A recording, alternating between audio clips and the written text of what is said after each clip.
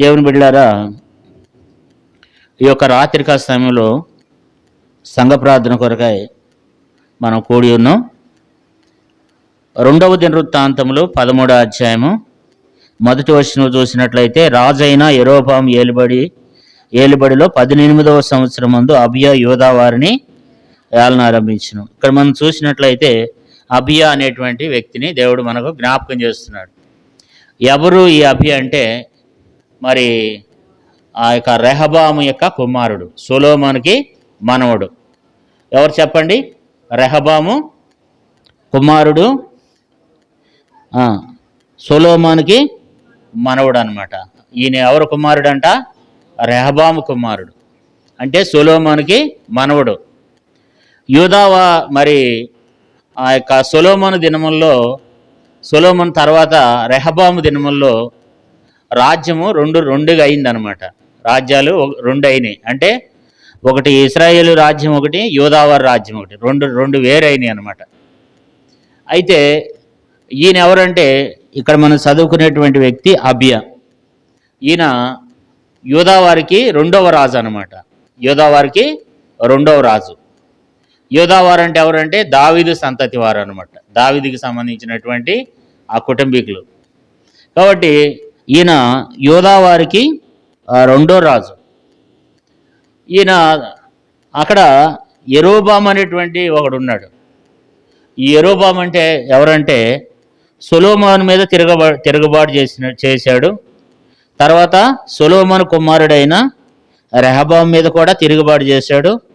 తర్వాత రెహబాము కుమారుడైన అబియా మీద కూడా తిరుగుబాటు చేశాడు. అంటే ఈయన ఎవరు అనంటే, మనం చూసినట్లయితే మొదటి వచనంలో ఉంది, రాజైన యెరోబాము ఏలుబడిలో అని. అంటే యెరోబాము ఎవరంటే, సొలొమోను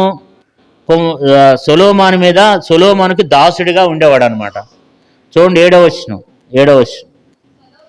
సొలొమోను కుమారుడైన రెహబాము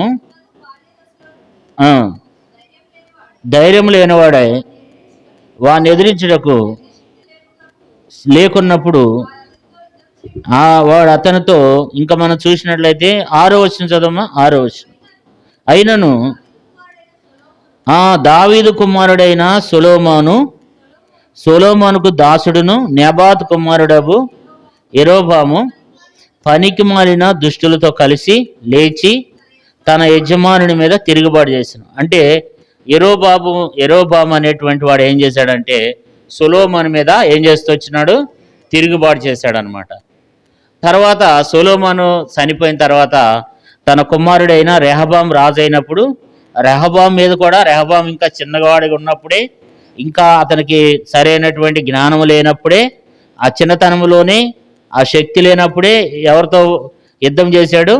రెహబాముతో కూడా యుద్ధం చేశాడు. సొలొమోనుతో యుద్ధం చేశాడు. సొలొమోను కుమారుడు రెహబాముతో యుద్ధం చేశాడు. తర్వాత సొలొమోను మనవడైన అబియాతో కూడా ఈయన యుద్ధం చేస్తున్నాడు అనమాట.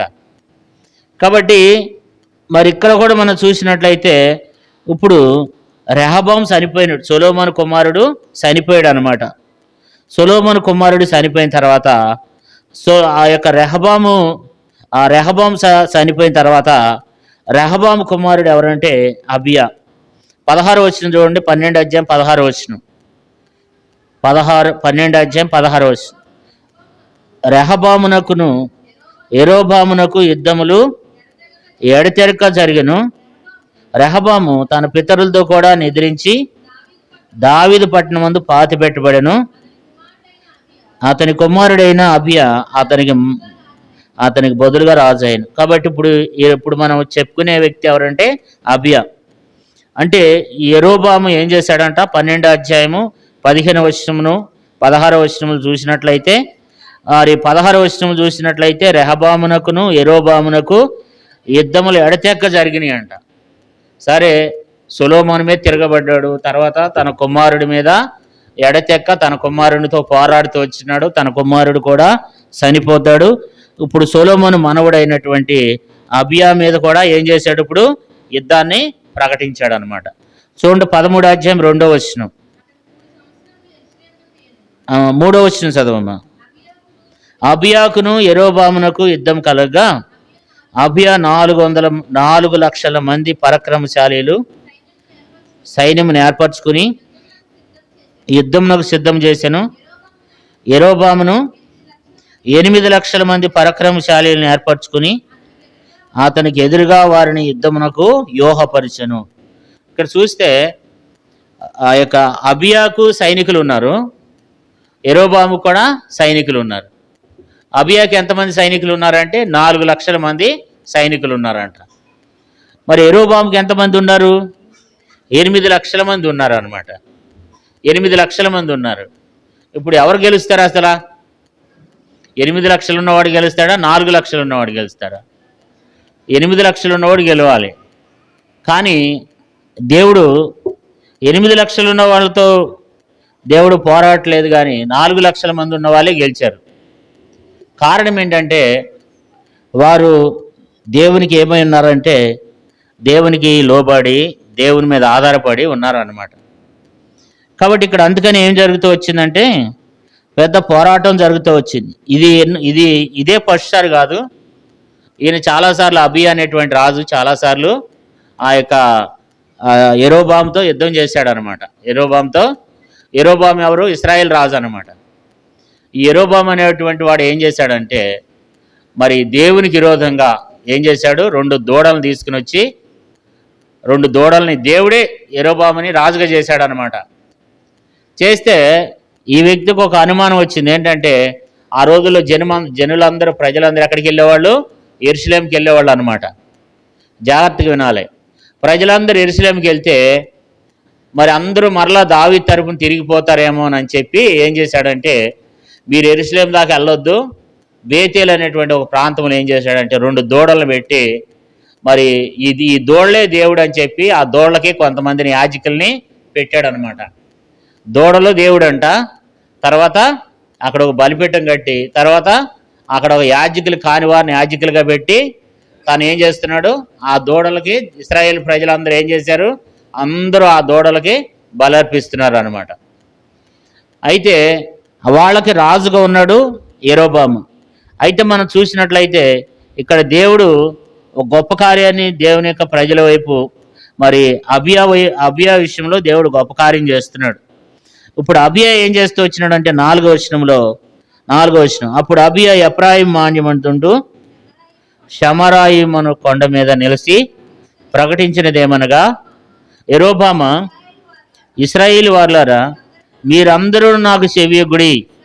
ఇశ్రాయేల్ రాజ్యమును ఎల్లప్పుడూ ఏలినట్లుగా ఇశ్రాయేల్ దేవుడైన యెహోవా దావీదుతోనూ అతని సంతతి వారితోనూ భంగం కాజాల నిబంధన చేసి దాన్ని వారికి ఇచ్చినని మీరు తెలుసుకుందరు. ఇక్కడ మనం చూసినట్లయితే అబియా ఏం చేస్తూ వచ్చినాడంటే ఎఫ్రాయిము మాన్యమందు ఆ ప్రాంతంలోకి వెళ్ళి ఒక ఎత్తైనటువంటి పర్వతం మీదకి వెళ్ళి అందరికి వినపడేలాగా బిగ్గరగా ఏం చేస్తూ వచ్చినాడంటే ప్రకటన చేస్తూ వచ్చినాడు అనమాట. అంటే శత్రువుకి ఎవరిని గురించి చెప్తున్నాడు? దేవుని గురించి చెప్తున్నాడు. యెరోబాముకి ఏం చేస్తున్నాడు? దేవుని గురించి చెప్తున్నాడు అనమాట. మనము అంటే ఎవరైతే సమస్య ఉందో ఆ సమస్యతో చెప్తున్నాడు. మనం చాలాసార్లు మనకు ఏదైనా సమస్యలు వచ్చినాయి అనుకోండి, కష్టాలు వచ్చినాయి అనుకో, మనం ఎవరికి చెప్తాం? దేవునికి చెప్తాం, దేవుని దగ్గర ప్రార్థన చేస్తాం. కానీ ఈయన ఏం చేస్తున్నాడు?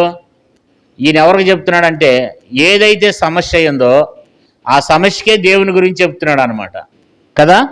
దేవుని గురించి అక్కడ ప్రకటిస్తున్నాడు. దేవుడు ఎలాంటి వాడు, ఆయన ఎంత గొప్పవాడు, ఆయన ఎంత శక్తివంతుడు. ఎవరికి చెప్తున్నాడు ఈ మాట? యెరోబాముకు చెప్తున్నాడు. శత్రువులైనటువంటి వారికి, తన మీదకి విరోధంగా లేస్తున్నటువంటి వారికి ఏం చేస్తున్నాడంట? దేవుని మాటలు అక్కడ చెప్తూ వస్తున్నాడు. మీరు మా మీదకి రావద్దు, ఎందుకంటే మీరు ఏం చేస్తున్నారు? మీరు దైవం కాని వాటిని ఆరాధన చేస్తున్నారు. మీరు ఏం చేస్తున్నారంటే మా మీదకి మీరు యుద్ధం చేయడానికి వస్తున్నారు. మీకు దేవుడు లేడు. ఇశ్రాయేలు వారికి ఎవరు లేరంట? దేవుడు లేడంట. 8వ వచనం చూడండి, 2వ దినవృత్తాంతములు 13వ అధ్యాయం 8వ వచనం. ఇప్పుడు దావీదు సంతతి వారి వశమునున్న యెహోవా రాజ్యముతో మీరు యుద్ధం చేయ తెగించుదామని తలంచున్నారు. మీరు గొప్ప సైన్యముగా ఉన్నారు. యెరోబాము మీకు దేవతలుగా చేయించిన బంగారు దూడలును మీ యొద్దనున్నవి. ఇక్కడ మనం చూసినట్లయితే వాళ్ళకి ఏమున్నాయంట? బంగారపు దోళ్ళు ఉన్నాయంట. ఆ బంగారపు ఇశ్రాయేల్ వారికి యెరోబాముకి బంగారపు దోళ్లే దేవుడు అంట కదా. కానీ ఇప్పుడు ఏమంటున్నాడంటే, తర్వాత ఏమంటున్నాడు? 9వ వచనం చూడండి. మీరు అహరోను సంతతి వారైన యెహోవా యాజకులను లేవీలను త్రోసివేసి అన్య దేశముల జనులు చేయనట్లు మీ కొరకు యాజకులను నియమించుకుంటారు కదా. ఒక కోడితోనూ 7 గోడె పొట్టేలతోనూ తాను ప్రతిష్ఠించుడు కనుకై ప్రతివాడు దైవములు కానీ వాటికి యాజకులుగా ఉన్నారు. ఇక్కడ మనం చూసినట్లయితే 9వ వచనములు ఏం చేస్తూ వచ్చినారంటే, అహరోను సంతతి వారిని తోసివేస్తూ వచ్చినారంట. అహరోను సంతతి వారైన యాజకులను లేవీలను త్రోసివేసి అన్ని జనులు చేస్తున్నట్లుగా ఒక దూడను పెట్టుకుని ఆ దూడకి ఏం చేస్తున్నారు వాళ్ళు? ఒక కోడితోనూ 7 పొట్టేళ్లతోనూ 7 గొర్రె పొట్టేళ్లతోనూ వాళ్ళు ఏం చేస్తున్నారంట? దేవుడు ఇదే దేవుడు అని చెప్పి ఆరాధిస్తున్నారంట. వాళ్ళు ఏం చేస్తూ వచ్చినారంటే 9వ వచనంలో ఆ యొక్క ఇజ్రాయేలీలు తర్వాత యెరోబాము వీళ్ళందరూ ఏం చేశారంటే అసలైన దేవుడిని విడిచిపెట్టేసి ఆ యొక్క విగ్రహాలని దూడలు చేయించుకుని వాటినే ఆరాధిస్తూ వస్తున్నారు. అయితే దేవుని యొక్క యాజకులను వాళ్ళు ఏం చేస్తూ వచ్చినారంట? త్రోసివేస్తూ వచ్చినారంట. అయితే 10వ వచనం చూడండి. 10వ వచనం.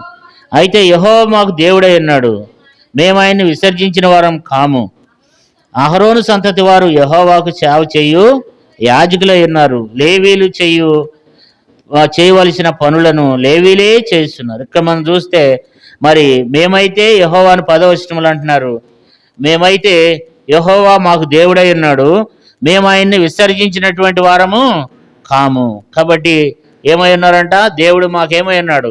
ఆయన మాకు దేవుడై ఉన్నాడు, మేము ఆయన ఏం చేయలేదు, మేము ఆయన్ని విసర్జించలేదు.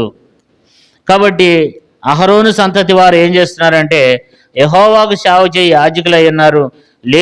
లేవీలు చేయవలసినటువంటి పనులు లేవీలే చేస్తున్నారు. వాళ్ళు ఏం చేస్తున్నారంట? 11వ వచనంలో వారు ఉదయాస్తమయములందు యెహోవాకు దహన బలులు అర్పించుచు ధూపమేసు పవిత్రమైన బల మీద సన్నిధి రొట్టెలు ఉంచుచు బంగారు దీప స్తంభములను ప్రమిదలను ప్రతి ఉదయ సాయంత్రములు ముట్టించుచు వచ్చుచున్నారు. మేము మా దేవుడైన యెహోవా ఏర్పరిచిన విధిని బట్టి సమస్తమును జరిగించున్నాము కానీ మీరు ఆయన విసర్జించున్నారు. అయితే ఇక్కడ ఏమంటున్నాడంటే, మేమైతే మా దేవుణ్ణి ఏం చేస్తున్నాం? 10వ వచనంలో యెహోవా మాకు దేవుడై ఉన్నాడు, మేము ఆయన్ని విసర్జించిన వారం కాదు కానీ అహరోను సంతతి వారు దేవుని సేవ చేస్తూ ఉన్నారు.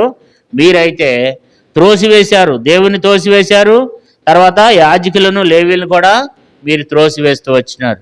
అయితే వాళ్ళైతే ఏం చేస్తున్నారంటే, మరి మేము యెహోవాని విసర్జించినటువంటి వారం కాదు, మరి అహరోను సంతతి వారు ఏం చేస్తున్నారంట?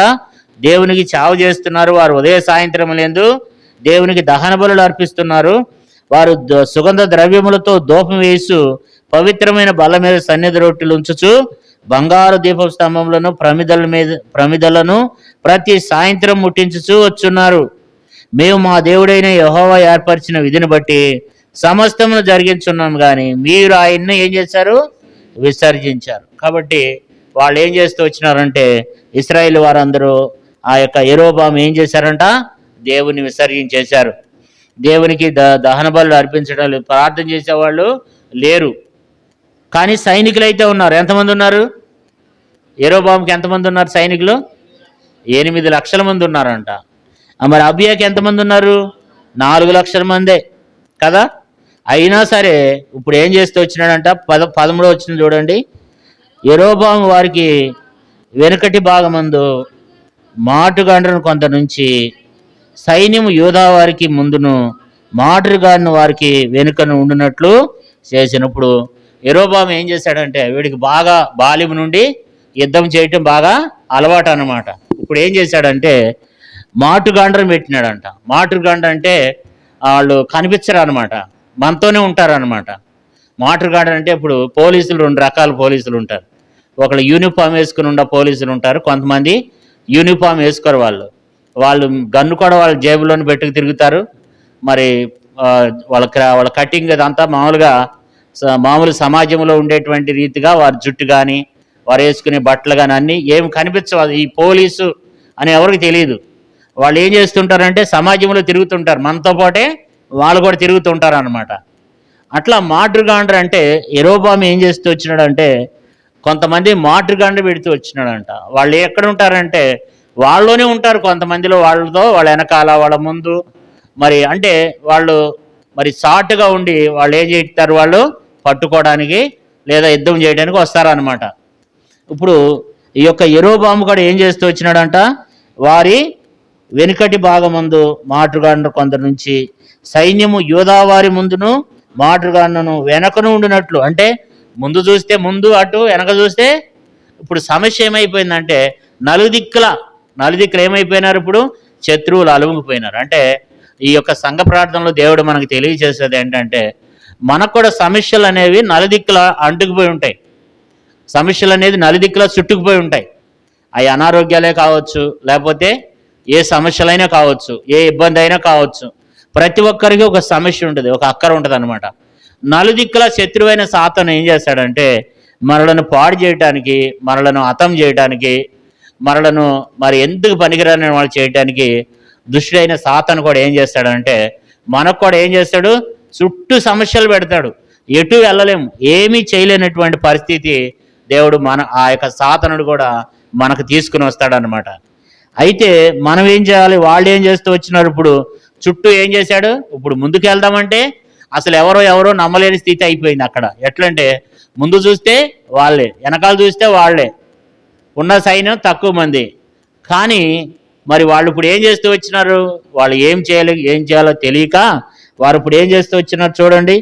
13వ అధ్యాయము 14వ వచనం. యోధులు తమకు ముందును వెనకనున్నట్లు తెలుసుకుని యెహోవాకు ప్రార్థన చేసి యాజకులు బోధలు ఊదిరి. ఇక్కడ మనం చూసినట్లయితే ఇప్పుడు 14వ వచనంలో యూదావారు తిరిగి చూసి యోధులు తమకు ముందును వెనకనున్నట్లు తెలుసుకున్నారంట. అంటే ముందు వెనకాల కూడా ఏమైపోయింది వాళ్ళకి అంటే సమస్య అనేది వాళ్ళకి శత్రుభయం ముందు వెనక ఎటు తొయ్యలేనటువంటి పరిస్థితిలో వాళ్ళు ఉండిపోతూ వచ్చినారు. అలాంటి పరిస్థితుల్లో చుట్టూ సమస్యలతో నింపబడినటువంటి పరిస్థితిలో చుట్టూ ఇబ్బందులు, ఎటు చూసినా ఇబ్బందికరమైనటువంటి పరిస్థితిలో వాళ్ళు ఉన్నప్పుడు వాళ్ళు ఏం చేస్తూ వచ్చినారంటే దేవునికి ప్రార్థన చేస్తూ వచ్చినారంట. యాజకులు ఏం చేస్తూ వచ్చినారంటే యాజకులు బూరలు ఊదుతూ వచ్చినారంట. యాజకులు ఏం చేస్తూ వచ్చినారు, బూరలు ఊదుతూ వచ్చినారంట. 15వ వచనం చూడండి. అప్పుడు యోదావారు ఆర్భాటించినప్పుడు యెరోబామును ఇశ్రాయేలు వారందరూ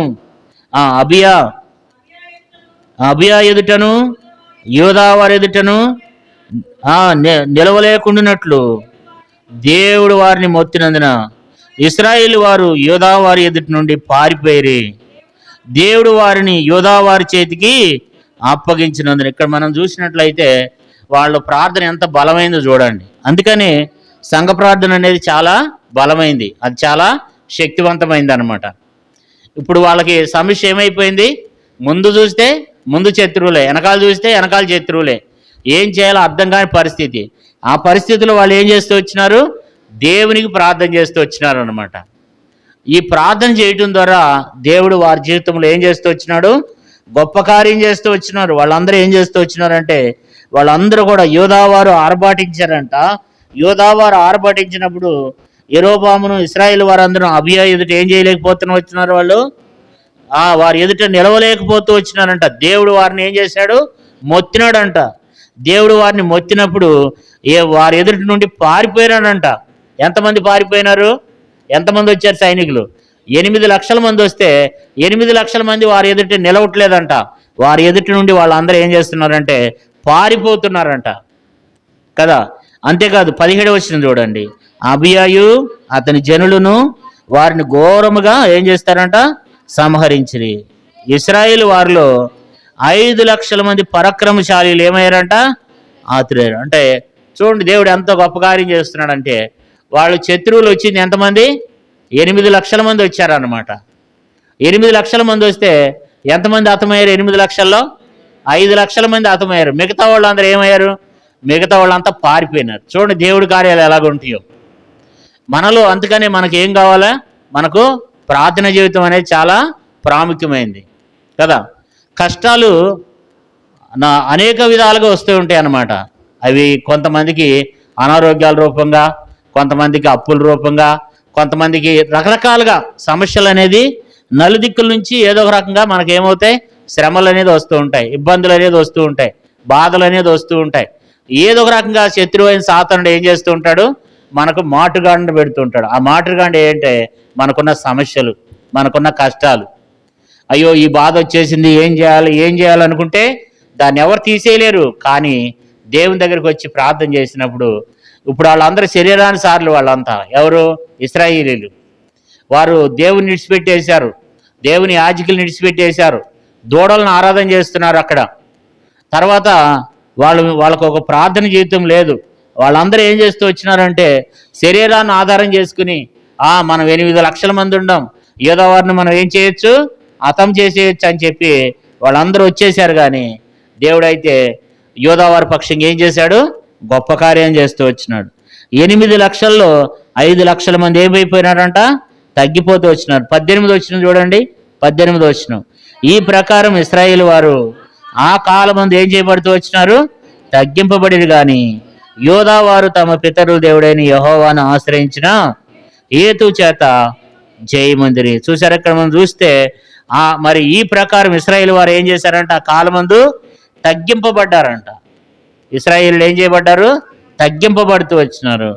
అంతేకాదు మరి యోధా వారు ఏం చేస్తూ వచ్చినారంట, తమ దేవుడైన యెహోవాను ఆశ్రయించినటువంటి హేతువును బట్టి వాళ్ళు జయం పొందుతూ వచ్చినారు అనమాట. ఎంత గొప్ప విజయాన్ని దేవుడు వారికి అనుగ్రహిస్తూ వచ్చినాడు. అంతేకాదు 19వ వచనంలో చూస్తే, అబియా యెరోబామును తరిమి బేతేలు దాని గ్రామములను, యషానను దాని గ్రామములను, ఎప్రోనును దాని గ్రామములను పట్టుకుని. ఒకప్పుడు ఈ గ్రామములన్నీ ఎవరి అంటే ఈ అబియా వాళ్ళవి అనమాట. ఒకప్పుడు మరి ఆ యొక్క అబియా వాళ్ళ తండ్రి మీద, ఆ యొక్క రెహబాం మీద వీళ్ళందరూ యెరోబాము యుద్ధం చేసి ఆ గ్రామాలన్నీ వాడు స్వాధీనం చేసేసుకున్నాడు ఆ రోజుల్లో.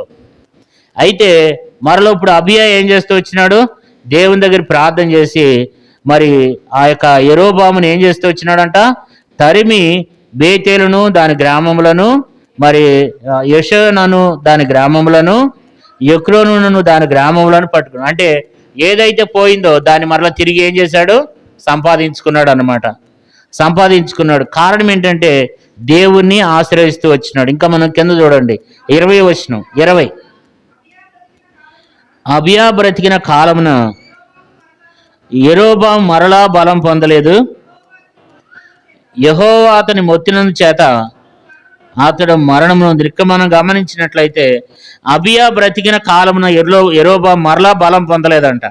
అంటే శత్రువు మరి మనం చేసే ప్రార్థన బలమైన ప్రార్థన అయి ఉండాలన్నమాట, శక్తివంతమైన ప్రార్థన అయి ఉండాలి. ఆ ప్రార్థన తను చేసి దేవుని మీద ఆధారపడి దేవుని ఆశ్రయించినటువంటి హేతువును బట్టి శత్రువు అనేవాడు మరలా బలం పొందలేదంట. శత్రువు అనే సాతానుడు కొన్నిసార్లు మనలో ప్రార్థన జీవితం, భక్తి జీవితం లేకపోతే శత్రువు అనే సాతానుడు ఏం చేస్తుంటాడు, మాటి మాటికి ఏదో పక్క నుంచి దాడి చేస్తూ మనల్ని ఏం చేస్తుంటాడు, పాడు చేస్తుంటాడు. కొన్నిసార్లు మనం అనుకున్నట్టు జరగకోకుండా మనకు విరోధంగా సాతానుడైనటువంటి అపవాది ఏదో ఒక దిక్కు నుంచి మనకు ఏం చేస్తూ ఉంటాడు, సమస్యలను తీసుకుని వస్తూ ఉంటాడు అనమాట. మనం ముందుకు వెళ్లకుండా, మనల్ని అభివృద్ధి చెందకుండా, మనకు రావాల్సినటువంటి వాటన్నిటిని వాడు పోగొట్టేస్తూ ఉంటాడు.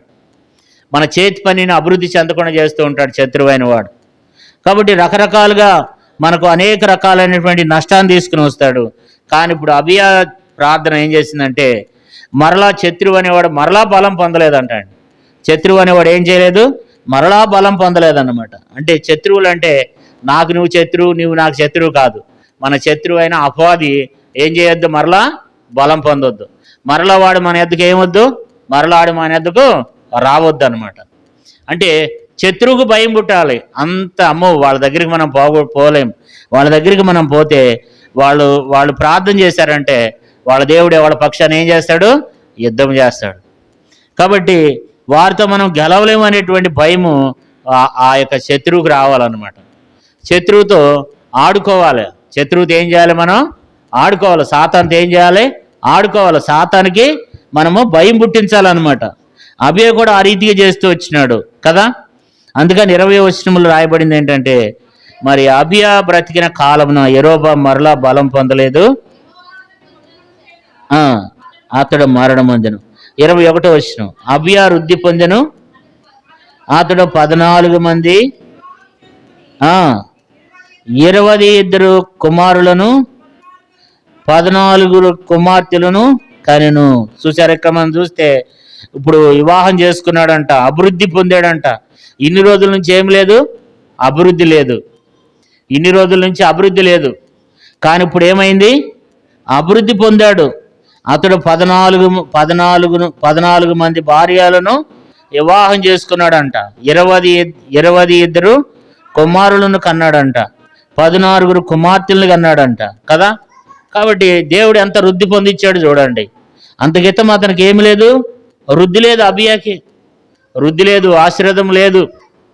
ఎంతగానో మరి శత్రువు వచ్చి పోరాడుతూ ఉన్నాడు, కానీ ఇప్పుడు గొప్ప జయాన్ని పొందుకుంటూ వచ్చినారు.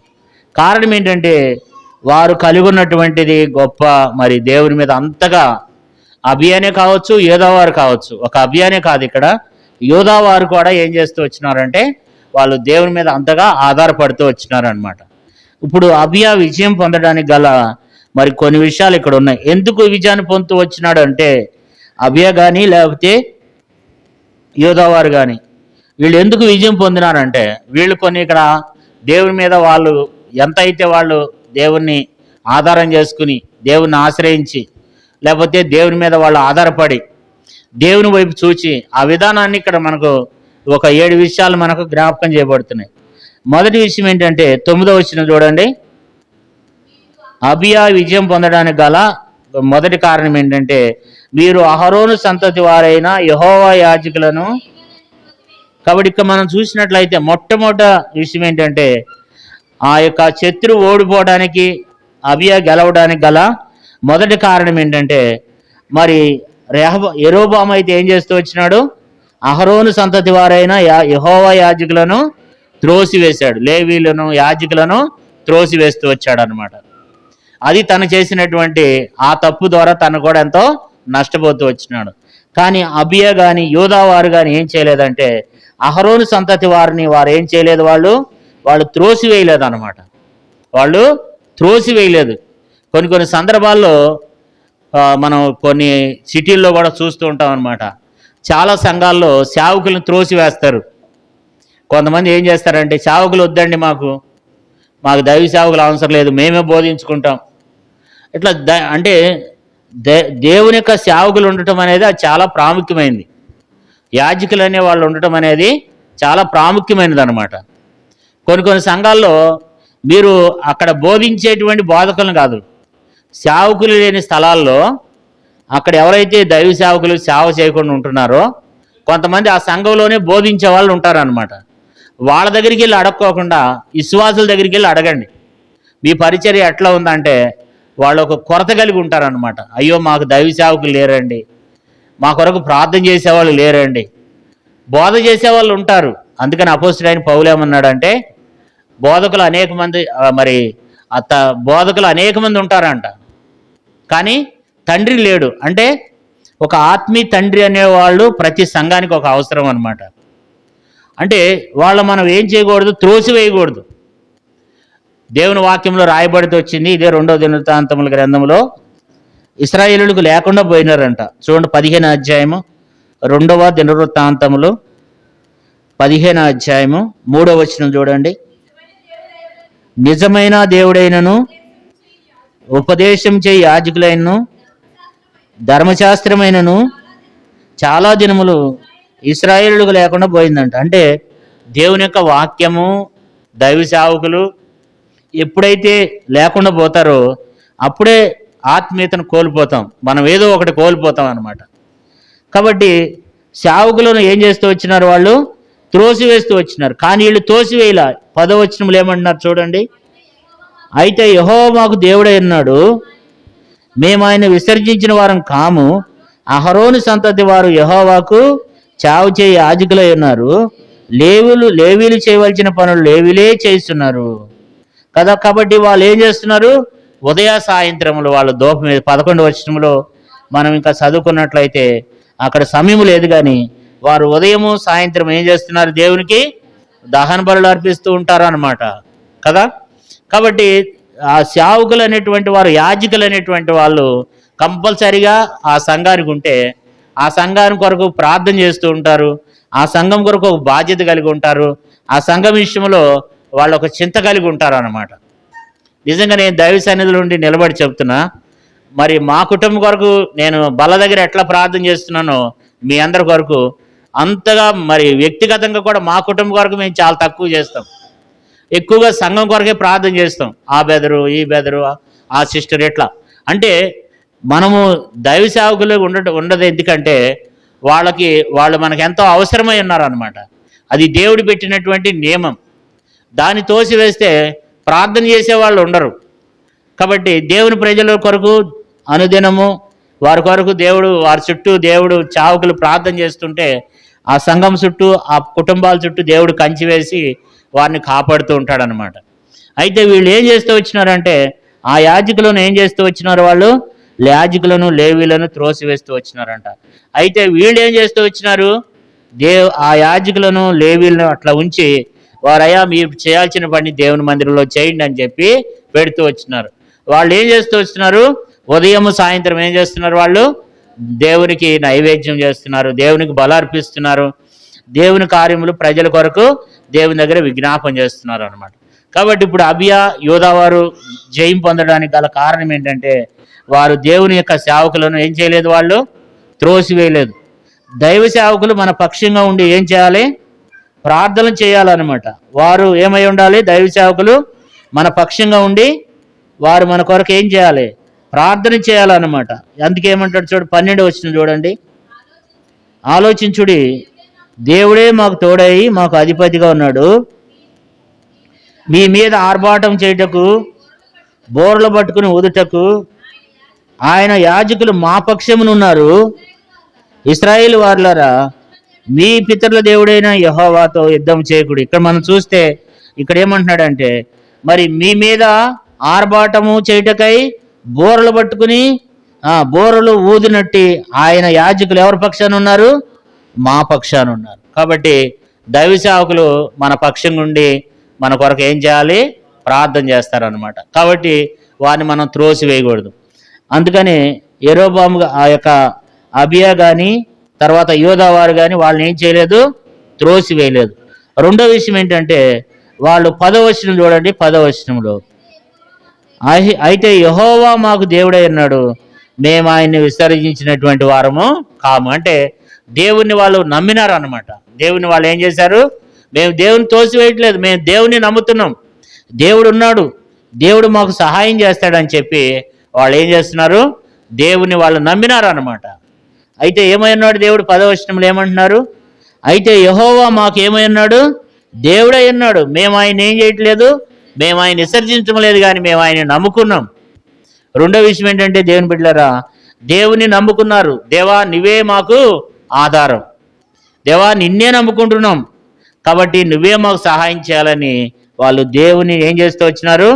దేవుని తోసివేయలేదు, దేవుని నమ్ముకుంటూ వచ్చినారు. వాళ్ళు దేవుణ్ణి నమ్ముతున్నారు. వాళ్ళు దేవుడు ఉన్నాడు మాకు, ఏ నిజమైన దేవుణ్ణి నమ్ముతున్నారు. వాళ్ళు కూడా నమ్ముతున్నారు. వారు ఎవరు నమ్ముతున్నారంటే దూడలు నమ్ముతున్నారు. వాళ్ళు దూడలను చేసి ఆ దూడలే దేవుడని నమ్ముతున్నారు వాళ్ళు. కానీ వీళ్ళు ఏం చేస్తున్నారంటే నిజమైన దేవుడైన యెహోవాను వీళ్ళు నమ్ముకున్నారు. అందుకనే వారు జయం పొందుతూ వచ్చినారు. వాళ్ళు అందుకనే గొప్ప జయాన్ని పొందుతూ వచ్చినారు. ఇది రెండో విషయం. వాళ్ళు ఏం చేస్తూ వచ్చినారు? దేవుని నమ్మినారు అన్నమాట. మూడో విషయం ఏంటంటే 11వ వచనం చూడండి. వారు చదవనమ్మా. వారు ఉదయాస్తమయముల యందు యెహోవాకు దహన బలులను అర్పించుచు సుగంధ ద్రవ్యములతోనూ ధూపమేసు పవిత్రమైన బల్ల మీద సన్నిధి రొట్టెలు ఉంచుచు బంగారు దీపస్తంభమును ప్రమిదలను ప్రతి సాయంత్రము ముట్టించుచూ వచ్చున్నారు.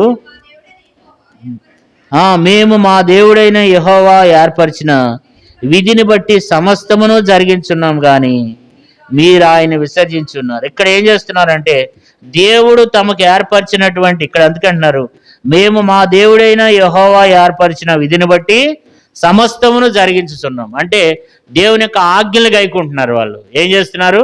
యోధావారు, అబియా వాళ్ళు ఏం చేస్తున్నారంటే, మా దేవుడైన యెహోవా మాకు ఏర్పాటు చేసినటువంటి విధిని బట్టి సమస్తమును మేమేం చేస్తున్నాం? జరిగించున్నాం.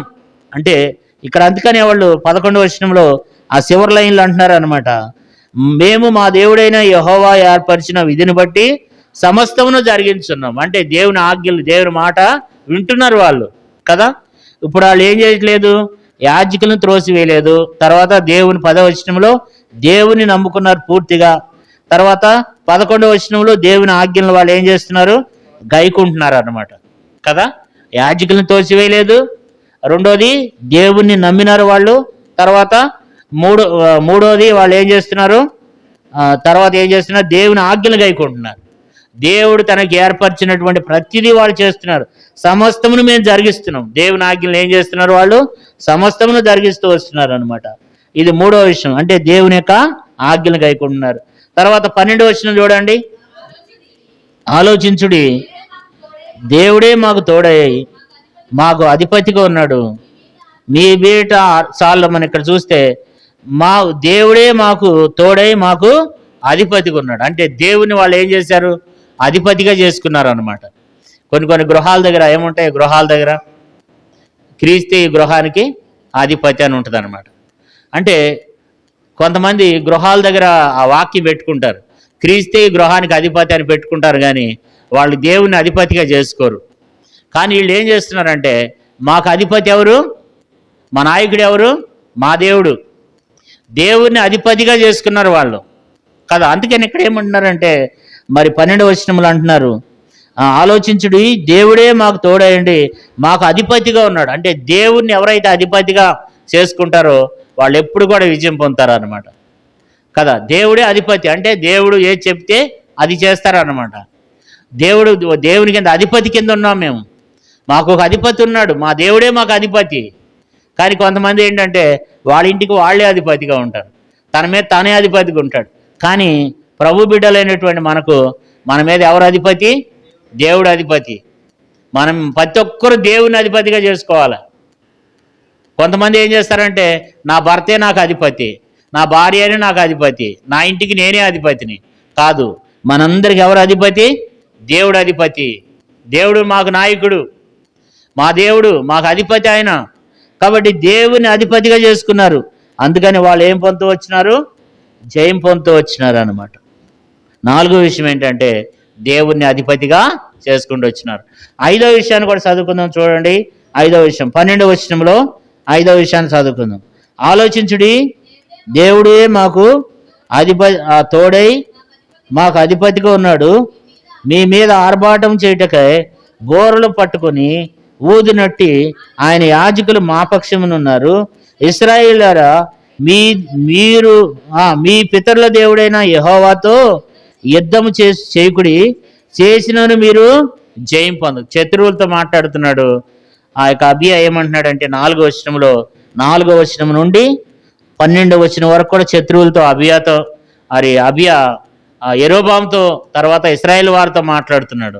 ఏం మాట్లాడుతున్నాడు ఆయన అంటే, ఆ 12వ వచనంలో చివరి లైన్లో ఏముందంటే, ఇశ్రాయేలులారా, మీ దేవుడైన యెహోవా, మీ పితరుడైన యెహోవాతో యుద్ధం చేయకుడి, చేసినను మీరేం చేయరు? జయం పొందరు. అంటే ముందుగానే విశ్వాసం అంటున్నాడు. ఇశ్రాయేలులారా ఏమంటున్నాడు చూడండి, చదువుకుందాం. ఇశ్రాయేలులారా, మీ పితరుల దేవుడైన యెహోవాతో మీరేం చేయొద్దు? యుద్ధం చేయొద్దు. చేసినను మీరేం చేస్తారు? జయమందరు. అంటే వాళ్ళు ఏమంటున్నారంటే విశ్వాసం అంటున్నాడు అనమాట. ఆ కొండ 4వ వచనంలో ఆ కొండ శిఖరం మీదకి ఎక్కి నిలబడ్డాడు. అందరికి వినపడేటట్టు చెప్తున్నాడు అనమాట. ఏమని చెప్తున్నాడంటే, అక్కడ అంటున్నాడు, మరి మీ పితరుల దేవుడైన యెహోవాతో యుద్ధం చేయొద్దురా బాబు, ఒకవేళ చేసినా మీరేం చేస్తారు? ఓడిపోతారు. అంటే దేవుడు ఎవరి పక్షంగా యుద్ధం చేస్తాడు? మా పక్షంగా యుద్ధం చేస్తాడనే ఒక నమ్మకం వాళ్ళకి కదా. మనకు కూడా ఒక నమ్మకం ఉండాలి. ఏ సమస్య వచ్చినా దేవుడు ఎవరి పక్షాన ఉంటాడు? దేవుడు నా పక్షాన ఉంటాడు అనేటువంటి విశ్వాసం మనలో ఉండాలి. చూడండి, ఇప్పుడు వాళ్ళు గెలవక్రితమే ఏమంటున్నాడు చూడండి. గెలవక్రితమే ఏం చెప్తున్నాడు? మీ దేవుడైన మీ పితరుల దేవుడైన యెహోవాతో మీరేం చేయొద్దు? యుద్ధం చేయొద్దు, చేసినా మీరు ఓడిపోతారు, మీరు విజయం పొందరు అంటున్నాడు. కారణం ఏంటంటే గెలవక ముందే ఆ మాట అంటున్నాడంటే విశ్వాసం ఉంది అంటున్నాడు అనమాట. అంటే దేవుడు ఎవరి పక్షంగా ఉంటాడు? దేవుడు మా పక్షంగా ఉంటాడు అనమాట. దేవుడు మా పక్షంగా ఉండి యుద్ధం చేస్తాడు అంటున్నాడు కదా. అంటే విశ్వాసంతో ఆ మాట చెప్తున్నాడు. మనకు కూడా ఏం కావాలా? విశ్వాసం ఉండాలి. విశ్వాసంతో ఏం చేయాలి? దేవుని మీద ఆధారపడాలన్నమాట. దేవుడు ఏ సమస్య వచ్చినా లేకపోతే ఎవరైనా మనకు సమస్యగా నిలబడినా దేవుడు మా పక్షంగా ఏం చేస్తాడు? యుద్ధం చేస్తాడు. మీరు ఓడిపోతారు అంటే నాతో ఎవరు యుద్ధం చేసినా మీరు ఓడిపోతారు అనేటువంటి విశ్వాసం నిలబడి నాలో కూర్చుని మీ అందరిలో ఉండాలన్నమాట. ఆ విశ్వాసము మరి అబియాలో ఉంది, యోధావారిలో కూడా ఉందన్నమాట. అంటే నరమాతృలను నీ మీద జయమందకం అంటే చూడండి, మనం ఇక్కడ ఒక మాట చదువుకుంటాం.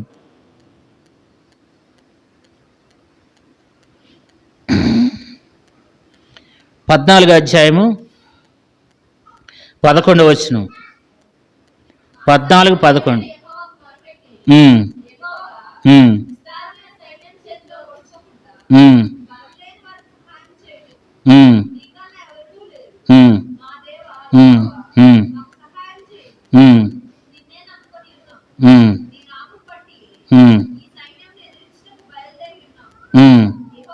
యెహోవా నీవే మా దేవుడవు, నరమాతృలను నీపైను జయమునొందనీయకమని ప్రార్థన చేశారు.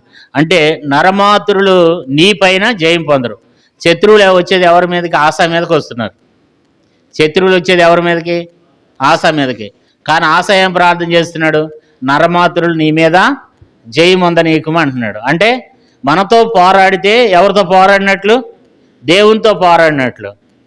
అంటే మనలో ఆ విశ్వాసం ఉండాలి. ఎవడైనా మనతో పోరాడుతుంటే దేవుడు నాకున్నాడు, దేవుడు నా పక్షంగా పోరాడతాడు, దేవుడు నాతో పోరాడతాడు. కాబట్టి నరమాతృలు అందుకంటున్నాడు. నరమాతృలు వచ్చేది ఎవరి మీదకి? ఆశ మీదకి వస్తున్నారు శత్రువులు. కానీ ఇప్పుడు ఆశ ఏమంటున్నాడు? నరమాతృలు నా మీద, నీ మీద జయం పొందక మీకు, మరి దేవుని మీద అంట. దేవా నరమాతృలు వస్తున్నారు, వారు నరమాతృలు ఎవరి మీద జయం పొందొద్దు? నీ మీద జయం పొందొద్దు. అదే మనమైతే ఏమంటాం? ప్రభా నరమాతృలు అనేక మంది వచ్చేస్తున్నారు, వారు నా మీద జయం పొందకుండా సహాయం చేయమంటాం. కానీ ఆశ ఏమన్నాడు? ఆ నరమాతృలు ఏం చేయొద్దంట? యెహోవా నీవే మా దేవుడవు, నరమాతృలను నీపైని జయముందనీయకమని ప్రార్థన చేశాడు. అంటే దేవా నేను నీ మనిషిని, నేను నిన్ను ఆశ్రయిస్తున్నాను, ఏ నరమాతృడు కూడా ఏం చేయొద్దు? నీ మీద జయం పొందొద్దు.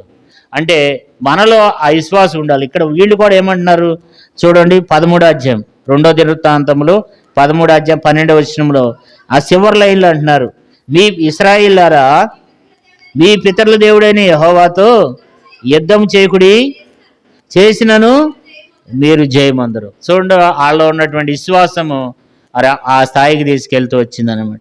తర్వాత మరి ఇప్పుడు ఎన్ని విషయాలు చూసాం? యాజకులను త్రోసివేయలేదు.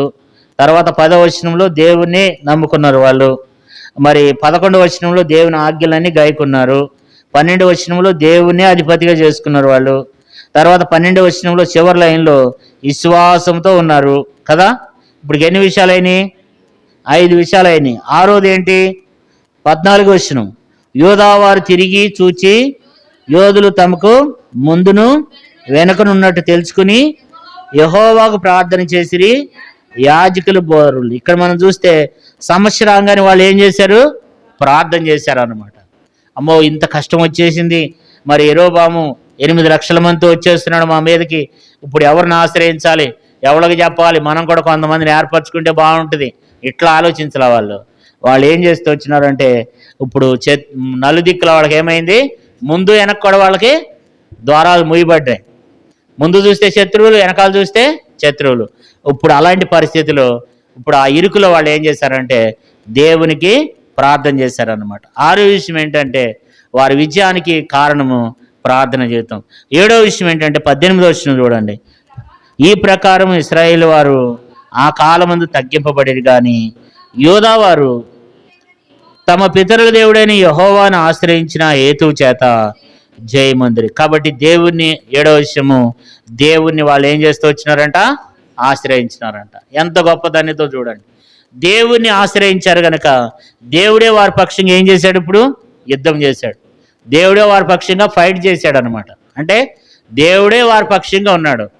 కారణం ఏంటంటే దేవుని అంతగా వాళ్ళు ఏం చేస్తూ వచ్చినారంటే ఆశ్రయించారు అనమాట. ఇప్పుడు దేవుణ్ణి ఆశ్రయించారు, అందుకని ఇప్పుడు ఏమైపోతూ వచ్చింది? అభివృద్ధి చెందాడు. 12వ వచనం చూస్తే 21వ వచనం, అబియా ఏం చేస్తూ వచ్చినాడంటండి? వృద్ధి పొందాడంట, వృద్ధి నొందాడంట. అప్పుడు వరకు తన జీవితంలో ఏం లేదు? వృద్ధి లేదు. అప్పుడు వరకు తన జీవితంలో ఆ దీవెన అనేది లేదు. కారణం ఏంటంటే యాజకులను తోసివేయలేదు, దేవుని తోసివేయలేదు. తర్వాత దేవుని యొక్క ఆజ్ఞలన్నింటినీ గాయకుండా వచ్చినారు. దేవుడు మా మీద అధిపతి అయి ఉన్నాడు. తర్వాత వారి విశ్వాసంతో వాళ్ళు దేవుని దగ్గర విశ్వాసంతో మాట్లాడుతూ వచ్చినాడు. తర్వాత ప్రార్థన చేస్తూ వచ్చినారు. తర్వాత ఏం చేస్తూ వచ్చినారు? దేవుణ్ణి ఏం చేస్తారంట? ఆశ్రయించారంట. అప్పుడు దేవుడు వారికి గొప్ప విజయాన్ని కలగజేస్తూ వచ్చినాడు. మరి గొప్ప విషయం ఏంటంటే 20వ వచనంలో అబియా బ్రతికిన కాలమున యెరోబాము మరలా బలం పొందలేదంట. చూడండి ఎంత గొప్ప కార్యం దేవుడు చేశాడంటే, ఎవరైనా మన మీదకి వస్తున్నాడంటే వాడు మరలా మన మీద బలం పొందకూడదు అని అంటే అది కష్టమే కానీ, అది ఇబ్బందే కానీ, శ్రమలే కానీ, బాధలే కానీ మరలా మన మీదకి రాకుండా ఉండాలంటే మనం కూడా ఈ బలమైనటువంటి ప్రార్థన జీవితాన్ని, భక్తి జీవితాన్ని మనం కలిగి ఉన్నప్పుడు రెండోసారి అది రాకుండా పోద్ది అనమాట. అది అనారోగ్యమే కానీ, లేకపోతే మరి అనేక రకాల ఏ సమస్య అయినా సరే, ఏ పోరాటమైనా సరే, శత్రువు తీసుకొచ్చే ఏ పరిస్థితి అయినా సరే మనము ఏం చేస్తూ ఉండాలి? ఈ రీతిగా మనం నడుచుకున్నట్లయితే దేవుడు మన పక్షంగా ఉండి కూడా ఏం చేస్తాడు? ఆయన పోరాడతాడు. యుద్ధం ఎవరిదంట? యుద్ధం యెహోవాదే. మనం చేస్తే గెలవలేం, దేవుడు చేస్తాడు మన పక్షంగా ఉండి. దేవుడు మన పక్షంగా ఉండి మనం చేయాలంటే ఏం చేయాలా? దేవుని ఆజ్ఞలను గైకోవాలి, దేవుని యాజకులను త్రోసివేయకూడదు, దేవుని పూర్తిగా దేవుని మీద ఆధారపడాలి, దేవుని నమ్ముకోవాలి కదా, దేవుని ఆజ్ఞలన్నిటినీ గైకొనాలి, దేవుని అధిపతిగా చేసుకోవాలి కదా, విశ్వాసం ఉండాలి. దేవుడు నా పక్షంగా ఏం చేస్తాడు? యుద్ధం చేస్తాడని. తర్వాత దేవుని ఆశ్రయించారు. ఇక్కడ రెండో ఆశ్రయం లేదు, మాకున్నది ఒకే ఒక దిక్కు, నీవే అయ్యా. అందుకని దేవుడు ఏం చేశాడంటే 8 లక్షల మందిలో మరి 5 లక్షల మందిని దేవుడు ఏం చేశాడు? వారందరిని కూడా మొత్తినాడు అనమాట. 5 లక్షల మంది అద్దులైపోయినారంట, పరాక్రమశాలీలు అంట. వాళ్ళందరూ ఏమైపోయినారంటే 5 లక్షల మంది వాళ్ళకు ఓటమి జరిగింది. కానీ యూదా వారికి, అబియాకి ఏమైంది? గొప్ప విజయం పొందుకున్నారు. వాళ్ళు వృద్ధి పొందుతూ వచ్చినారు. మరి అనేక మంది ఆ రోజుల్లో ధర్మశాస్త్రం ప్రకారంగా రాజులు అనేక మంది భార్యలను పెళ్లి చేసుకునేవాళ్ళు. 14 మంది భార్యలను పెళ్లి చేసుకున్నాడు. తర్వాత అనేక మంది కుమారులను, కుమార్తెలను కని మరి అభివృద్ధి చెంది చివరికి సరిపోతూ వచ్చినాడు. అంటే ఈ రాజు గొప్పవాడని కాదు, ఈ రాజు కూడా అభివృద్ధి చెందిన తర్వాత, ఆశీర్వదించబడిన తర్వాత మరలా పాపం చేస్తాడు ఈ వ్యక్తి. అది మనకు సమయం లేదు అని చెప్పడానికి. దేవుడు ఆశీర్వదించిన తర్వాత మరలా తప్పిపోయి చనిపోతాడు అనమాట ఈ వ్యక్తి. అంటే యోధా రాజుల్లో మంచి వాళ్ళు చాలామంది రాజులు ఉన్నారు. అయితే ఈ వ్యక్తి కొద్ది రోజులు దేవుని విషయంలో ఆ రీతిగా ఉన్నాడు కనుక విజయం పొందాడు. తర్వాత దేవుడు అభివృద్ధి చేసి పిల్లలు పుట్టిన తర్వాత, ఆస్తి ఐశ్వర్యాలు వచ్చిన తర్వాత తను దేవునికి విరోధంగా పాపం చేశాడనమాట. పాపం చేసి మరి తన పతనాన్ని తానే కొని తెచ్చుకుంటాడు, అది వేరే విషయం. అయితే ఇప్పుడు మనం సంఘ ప్రార్థనలో దేవుడు మనకు నేర్పించేది ఏంటంటే, మనము ఆ యొక్క అబియా వలె తన ఆత్మీయ జీవితంలో తను ముందుగా ఆత్మీయంగా తను ఎలాంటి జీవితాన్ని అయితే కలిగి ఉన్నాడో అలాంటి ఆత్మీయ జీవితాన్ని మనం కూడా కలిగి ఉంటే 21వ వచనంలో రాయబడింది అబియా వృద్ధి పొందినని. అంటే అక్కడ మన జీవితం ఆశీర్వాదం అనేది, మన జీవితం అనేది అక్కడ కొనసాగుతూ ఉంటుంది అనమాట. దేవుడు ఆ రీతిగా దేవుడు మనల్ని ఆశీర్వదిస్తాడు, అభివృద్ధి చేస్తాడు. అంటే భార్యలతోనే అనుకోకండి అండి.